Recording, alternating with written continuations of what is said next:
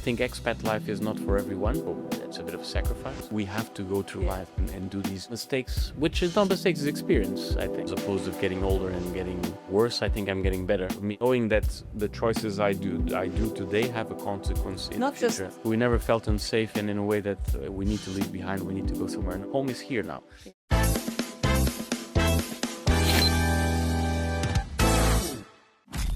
Welcome to another episode of Sofa Talks Expat Reality in Dubai. Today I have Pedro with me. Pedro is a pilot in Dubai for over 10 years.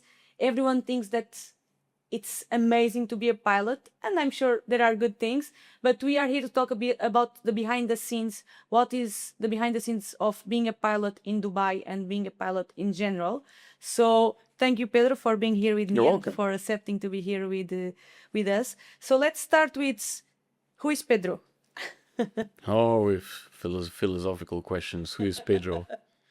I'm still trying to find out who is Pedro after all this time. Yes.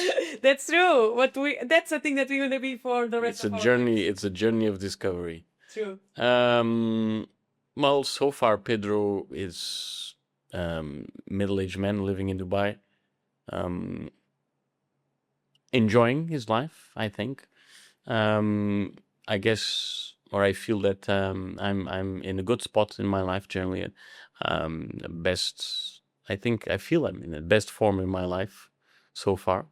So as opposed to getting older and getting worse, I think I'm getting better. So yeah, Which is exactly what we want. And if you take us back, how did you become a pilot? Because you are a pilot in Dubai for 12 years? 12 years now. How did you become? Because I know there is a journey. You just didn't become a pilot. So can you talk to us a little bit about your journey? Sure. I guess it's you hear a lot. It's like a commonplace where people say, "Oh, I always wanted to be a pilot," and that's what I've done.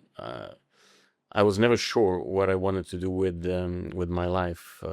So I've done school, high school, and by the end of it, I didn't know what I wanted to do.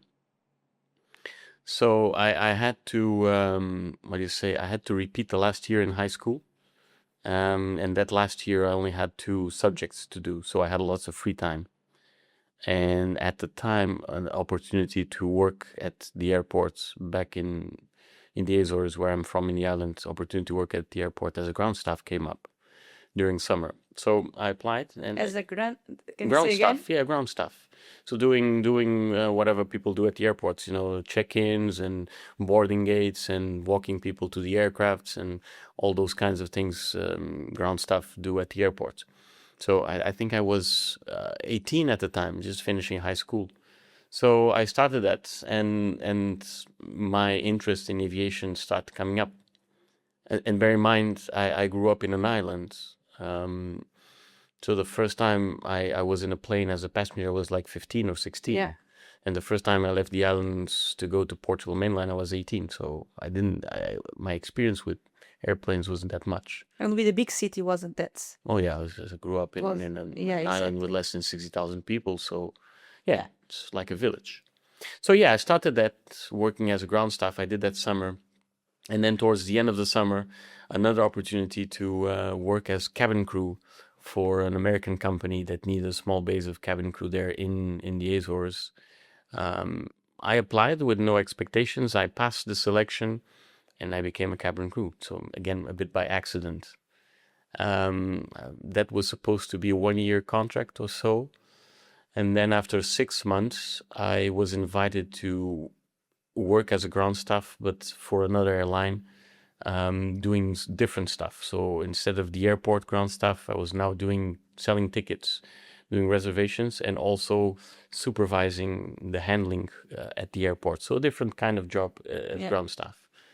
And then throughout that period, my interest in planes, especially when I was cabin crew, it grew up. And so eventually the idea of becoming a pilot started growing in my mind. But of course, to become a pilot, it's a bit limited in terms of options. It's either you go to the military and you don't have to pay for the training, but you have to work for the military for a number of years, or you have to self-sponsor and pay yourself, it's and not cheap. it's a huge investment. Yeah. So I tried the military. It wasn't successful. Maybe it was for the best, because then I had to figure out a way to become a pilot, paying myself through it. I don't come from a rich family, so I had to sort means to finance. So I had to get a loan from the bank, and I have to ask for money from my father, loan. So put it up together. It was a big risk at the time because I had a safe job working as a ground staff. ground staff. It's probably would be for life. Yeah. My father wasn't very happy with the idea, but still helped. And I went and took the risk. This was back in 2005. I did my pilot training, took about just over less than 2 years, about 21 months. I got my pilot license. And again, I have to say throughout my journey, I've been lucky in the terms of, I don't know, there will be another subject talking about luck and bad luck.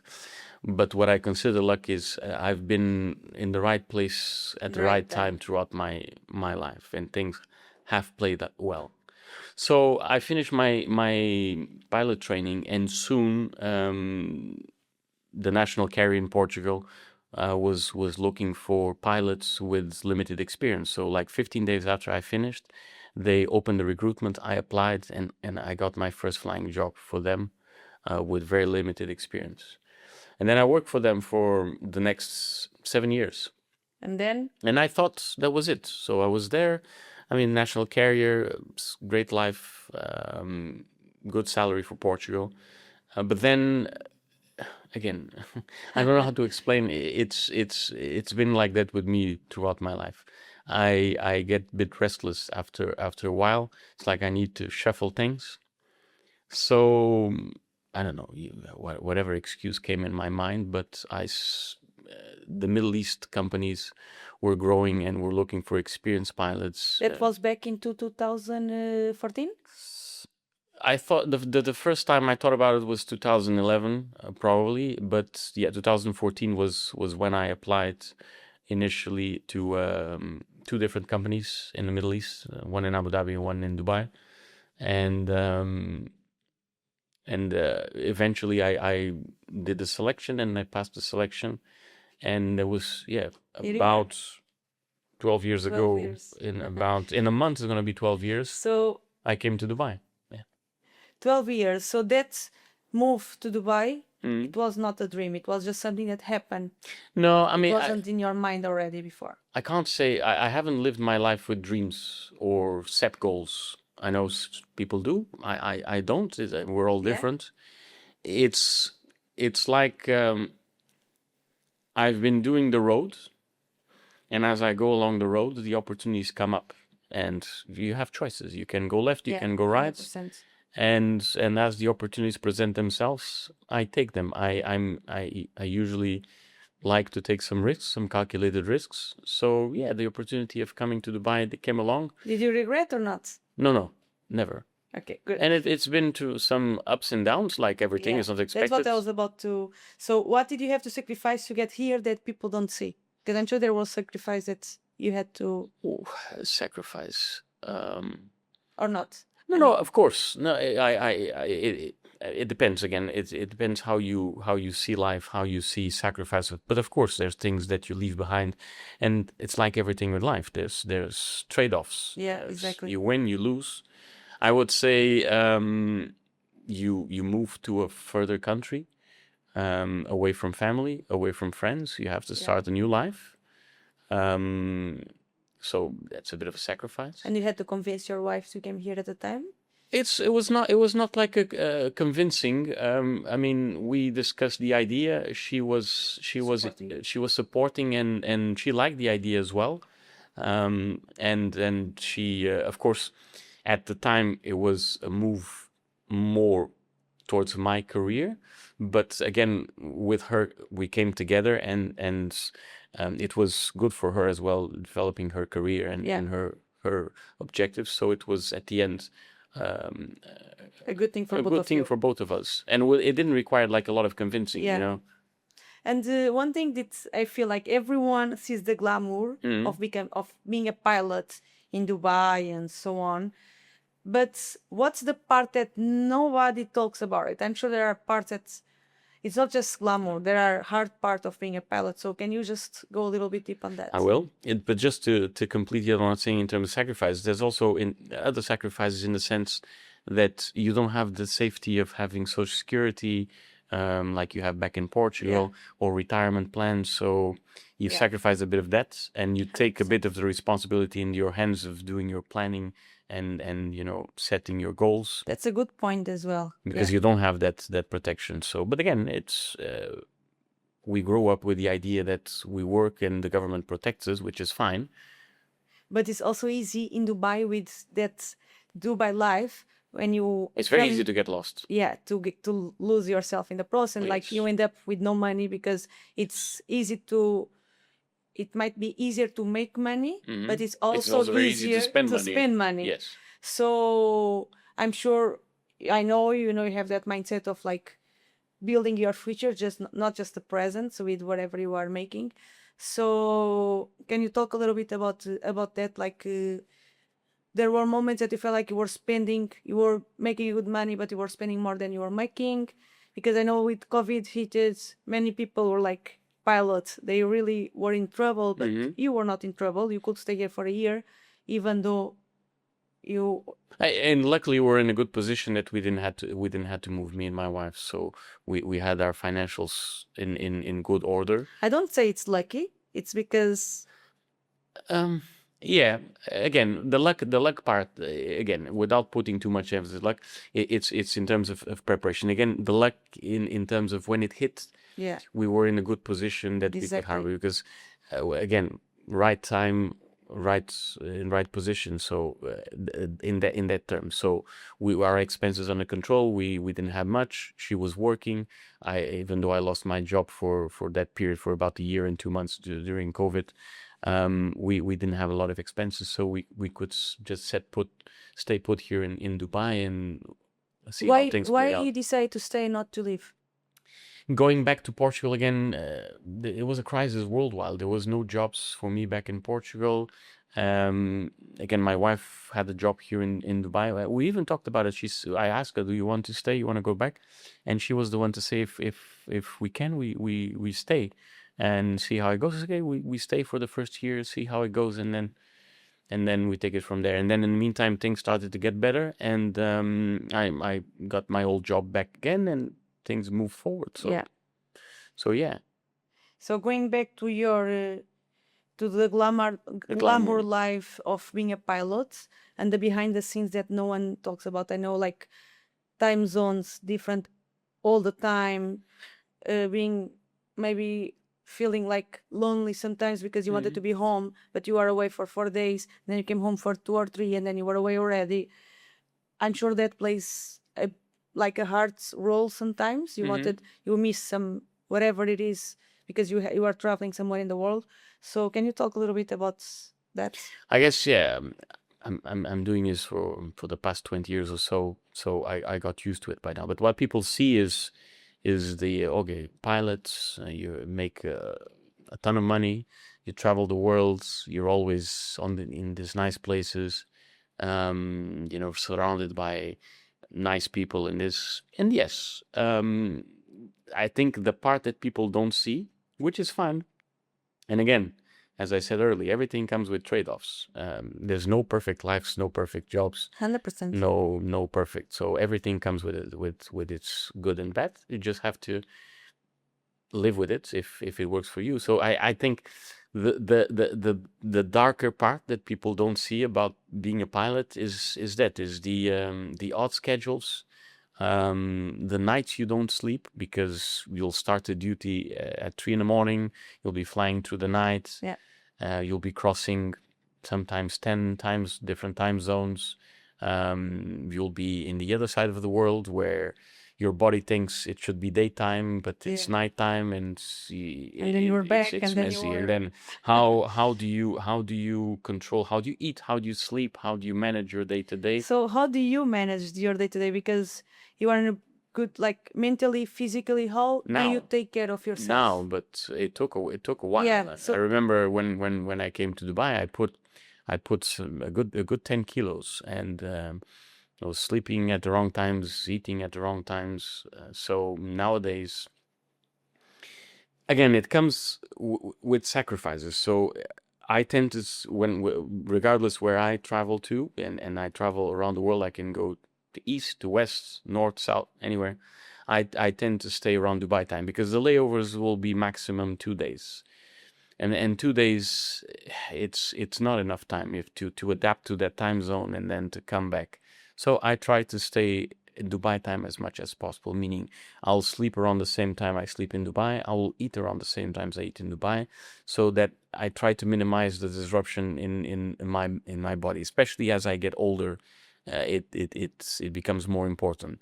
With the sacrifice with that is I'll sometimes I won't sightsee as much as before, or I'll just be in a hotel sleeping, whereas daytime there, and then I'll be awake during nighttime. I know it sounds boring, but again, after 20 years, I've been to yeah, all these that's places and I've seen all these places. So yeah, it's choices. so. When did you make that shift? And so what Pedro was doing before, and what is Pedro doing now in terms of like, because you said you gained like 10 kilos when you moved Yeah, in the here. beginning, yeah, easy. So With lots of different foods and good foods, and not sitting for hours in an aircraft, not doing anything. So yeah, it's easy to put up weights. So what are the rules that you set to yourself that you lost that weight? You are a different like kind of person, the way you take care of yourself. So what are your rules? I think it's being more aware of these things. So instead of living life in autopilot, which is very different for a pilot, being mindful of these things, being aware of these things, being aware that you have to make choices, and I think I try again think in the long run. As I always say, joking or serious, we're all gonna die. But the problem is the easiest choices we do today. We have a moment of pleasure with a nice food, with a nice drink. We're not sleeping properly today, but we pay that price down the road. So it's I think being conscious of those choices. And again, I do like to have fun. I do like to eat shitty food. I do like to have a drink here It's all and about there. balance. I think it's balance at the end of the day. So I try as much as possible to live by balance, and have that conscious choice. So knowing that the choices I do today have a consequence in the Not future. just nutrition, right? Yeah, Because nutrition is one, sleeping is another one, exercise is another one. So I exercise, for me, it's something, it doesn't come naturally. I have to force myself a lot. but I'm not one of those people that I don't say I I'm enjoying more and more the exercise, especially afterwards. You feel good, but it's something I need to force myself. So I need to do it. So I come to the conclusion, whatever I do, I need to move. I need to be active because I sit too long, and then as I get older, it becomes important. So that's a big thing that changes, forcing myself to exercise more. And it doesn't need to be a workout in the gym. It's just go outside and run. Running is what thing I enjoy the most out of yeah, exercise, or a walk, or just doing something, being active. exactly. That's my favorite sentence that you know how to do, how to say it very well now. Do you know what is the sentence? Oh, something is better than nothing. And Yeah. that's something that it really changed my mindset, because it's probably a personality trait. I tend to be very perfectionist in the things I Yeah. do. It might be from being a pilot, or something else. So and remember when we started training a few years ago, you would give me some exercise to do, and if I didn't execute it to perfection, I would be pissed. And if it's not, if you said 12 reps, it's 12 reps. And if I only do 10, I'm get pissed and stuff like that. So nowadays I made peace with that. And even on the bad days, the days I don't feel like doing, and it happens after I come from a 15-hour flight, and I get home at 1 in the morning or 2 to go and work out the next day. Usually what I do to myself is say, okay, just go to the gym and do something is better than not doing anything. It doesn't have to be a perfect workout.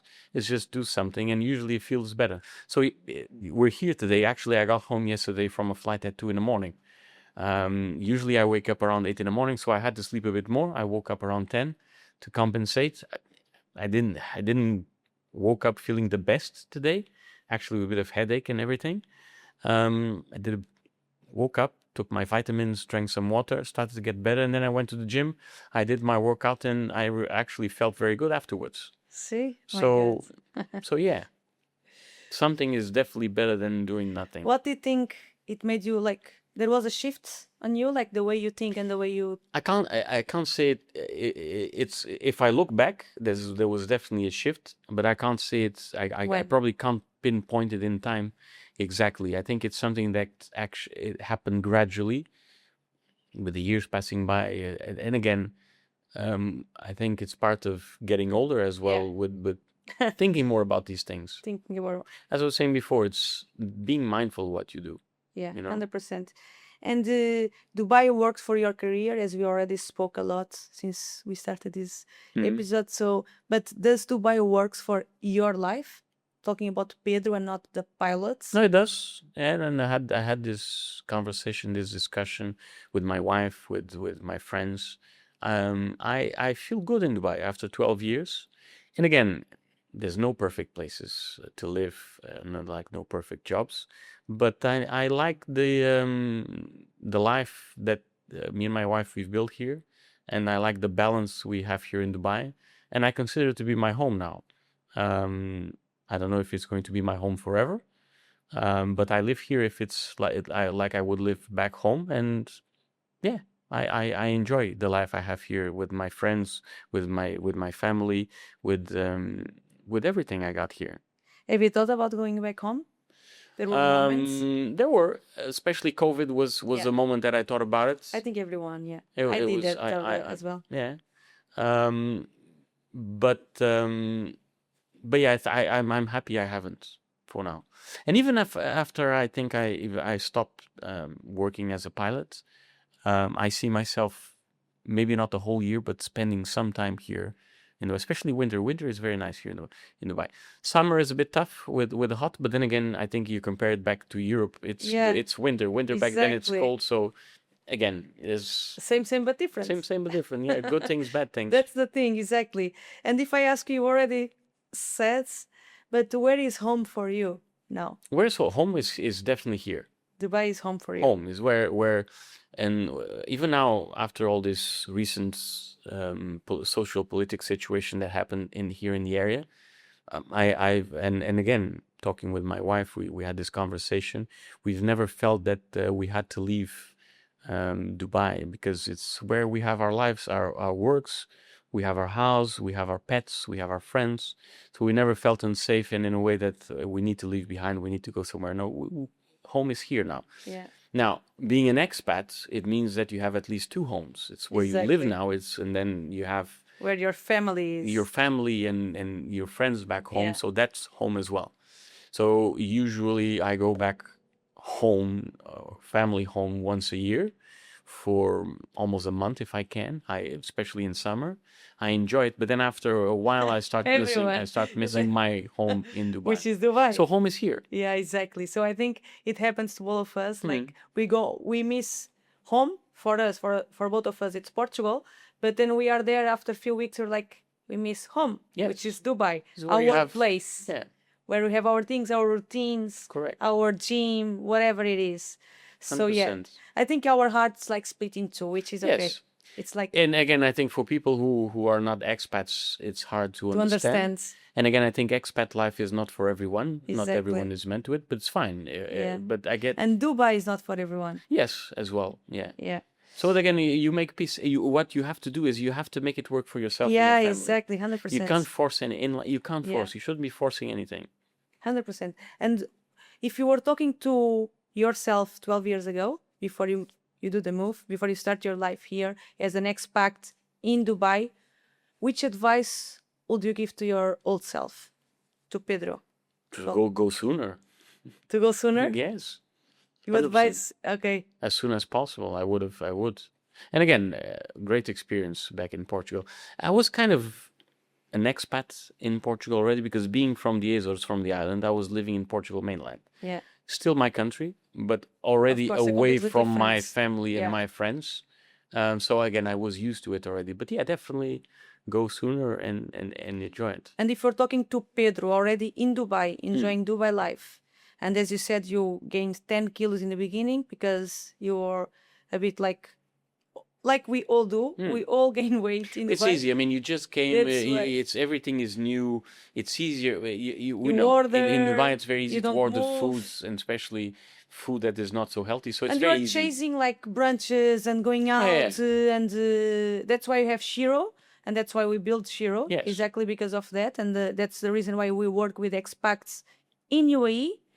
It's because it's a problem, it's a reality in Dubai. Like everyone moves here, and like It's 98% stressful. of The people, process is yeah, the stressful, process, and under stress we do bad food yes, decisions. bad choices, exactly. So foods is one thing that we tend to kind of lose yourself.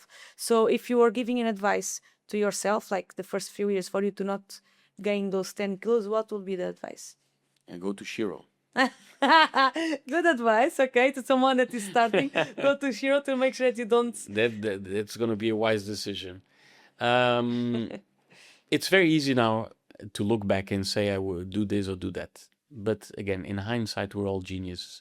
I think we have to go through these things Oh, in life. I'm a personal trainer, and when I moved here, I gained nearly 10 kilos. Not 10, but maybe like 8 kilos. And I remember like I was in a water park, and my manager at the time stopped me. I was in bikini, of course. I was like, Filipa, I think you are gaining a bit, lots of weight. Or like, That's body shaming. That's not allowed to do these oh days. my God. I felt bad, of course. It told me Bit that because, self-conscious. Yeah. yeah, but then I went home, I was like, he's right. I'm not taking care of myself. I was working a lot, but I was not taking care of myself. And this is my job. Yeah. And then that's when like there was a click in my mind, and I started to kind of taking. But you said it all. It has to come from inside. So Yeah, for as much 100%. as we push ourselves and we say, "Oh, you should," this, it has to come from Yeah. inside. So I think it's different for all of us when we find that click, but it has to be an internal motivation. Yeah. Otherwise, it will fail. If you start doing it just for the sake of it, it will fail. And that I think it takes life to happen. You need, you know what I mean? Yeah, It's yeah. not, I can't go back to 10 years or 15 years ago, Peter, and say, do this, because you had. he wouldn't understand this. Yeah. He wouldn't have lived through these things.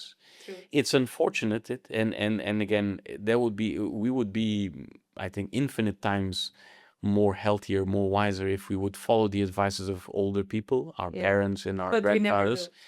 But unfortunate, we have to go through Yeah. life and do these True.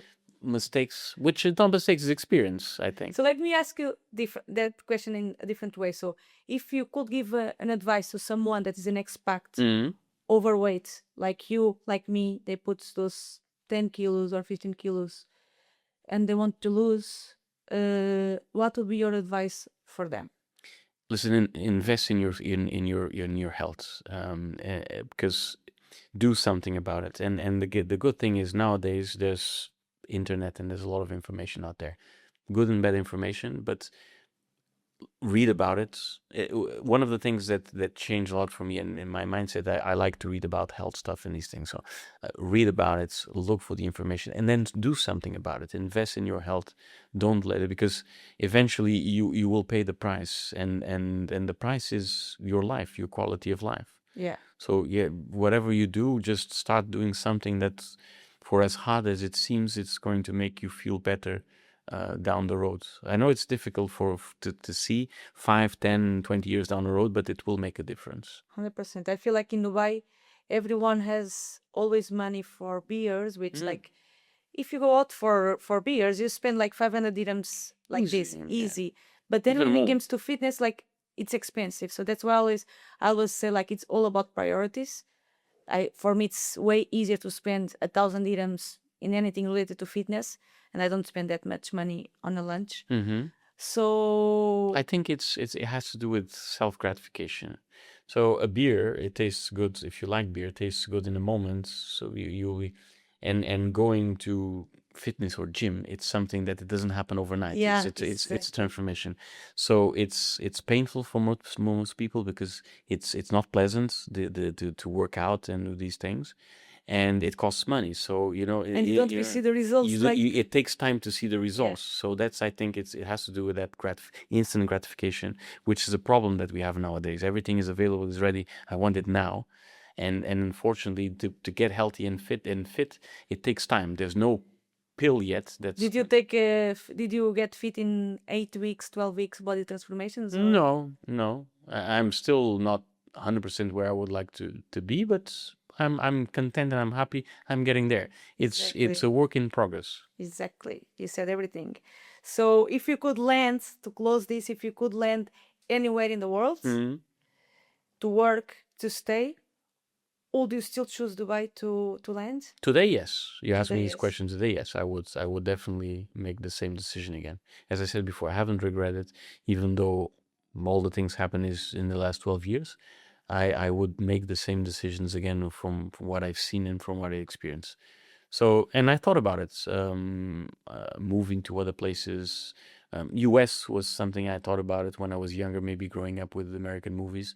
But I've come to the conclusion I like the balance I have here, the work life, the private life. So I like the balance I have here.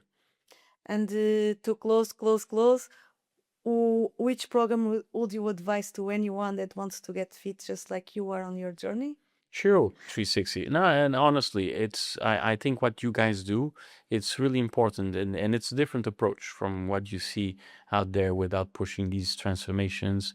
It's for real people with real lives, and life happens, as we know, in between things. So I do think you guys bring a different approach to this saturated market with the whole fitness, a lot of people promoting themselves, and with again a balanced approach, trying to incentivize people with the support you provide, again, not chasing perfection. While we talked, something is better than nothing. Those kinds of mindsets that just 1% every day. Yeah, 1% better 1% every day. So just, small changes compounding over time, and I think is a great approach that you guys promote. And even if we're talking about price, it's not that expensive. Yeah. So I'll definitely 100% incentivize people to move. So if you're talking to someone, if you're talking about Shiro to a friend of yours, Mhm. what would you say about Shiro? What I just said. I mean, what do you say? Or about your trainers? This mentality, this the proximity you have with the trainers. Of course, we've been working together many years even before Shiro, so we already know each other. But again, I see the work you do, and when we have the meetups with people, you see the work you do with people, this proximity, and this tailored approach that you have to each individual, because we're all individuals. You can't force a formula to all people. Of course, in the backgrounds, there's things that work, but then you have to customize it immediately, and that's, I think, one of the greatest things you guys do and differentiate from other people out there. Would you advise Shiro to a friend of yours? Yeah, 100%. Yeah. And I've had advice. If people choose to go or not, it's their choice. Yeah. But I've done it, and I would again. Thank you, Pedro. Thank you for Thank being here you. with us. It was a pleasure. It was a pleasure. Thank you so much.